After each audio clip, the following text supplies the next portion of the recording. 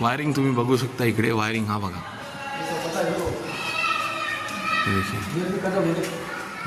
हां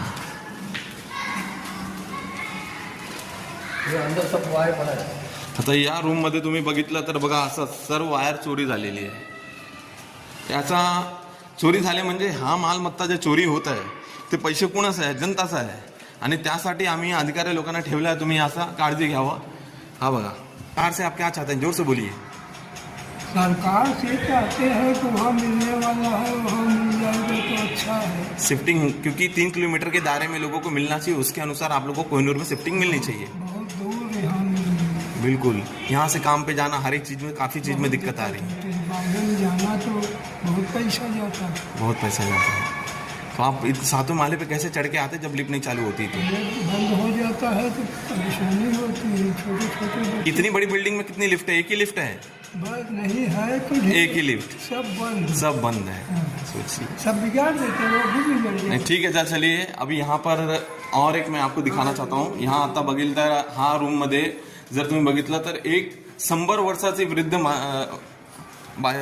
बाई आजी आहे. तुम्ही बघा हे आजी 100 वर्ष झालेले आहे. 7व्या माळ्यावर राहतात हे आजी. आता 7व्या माळ्यावर आजी जर आजारी पडली तर आजीला खाली कसं घेऊन जावं आपण? तर आजीला कारण लिफ्ट आणि इकडे घाण एवढा अंधार सगळं काय हे सगळं बघून आजी जर आजारी पडली तर ही आजी आपण कसं बाहेर आपण नेऊ जर काय झाला तर प्रशासनाला या सगळ्या गोष्टीवर लक्ष द्यावं आणि यावर तात्काळीने काय एक डिसिजन म्हणजे कुठलाही एक निर्णय घ्यावा. आप क्या बोलना चाहती है? कुछ बोलिए. आप यहाँ पे कुछ बोलेंगे तभी आपको यहाँ पे अधिकार सरकार से कुछ बात बोलना चाहती तो बताइए.